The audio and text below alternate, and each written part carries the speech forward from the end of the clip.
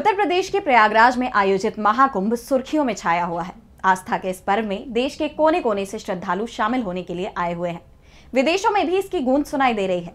कई विदेशी श्रद्धालु भी प्रयागराज पहुंचे हुए हैं। दूसरे दिन भी संगम घाट पर करोड़ों की भीड़ दिखाई दी।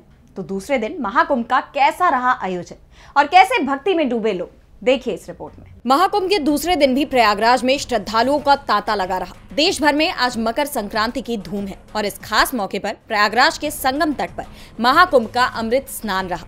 महाकुंभ का पहला अमृत शाही स्नान सुबह 6:15 बजे से शुरू हो गया था। वैसे तो अब तक इसे शाही स्नान ही कहा जाता था, लेकिन ये पहली बार है जब महाकुंभ में अमृत स्नान शब्द का इस्तेमाल किया गया। अखाड़ों ने ही ये नाम बदलने का प्रस्ताव दिया था। दूसरे दिन लगभग 3 करोड़ श्रद्धालुओं ने संगम में डुबकी लगाई।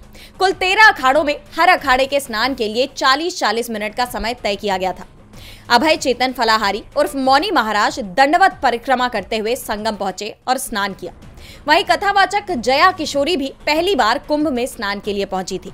उन्होंने कहा कि हम अपनी संस्कृति, धर्म और संस्कार पूरी दुनिया को दिखा रहे हैं, जिससे युवा आकर्षित हो और उनका ध्यान भगवान और भक्ति से जुड़ सके।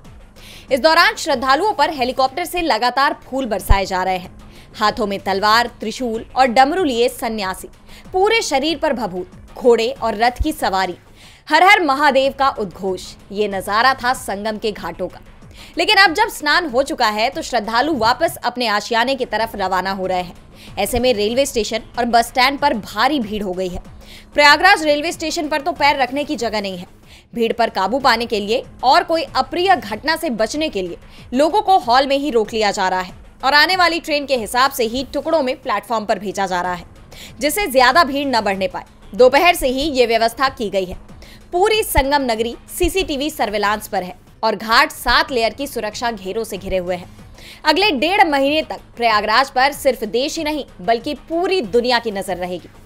डीबी लाइव की रिपोर्ट।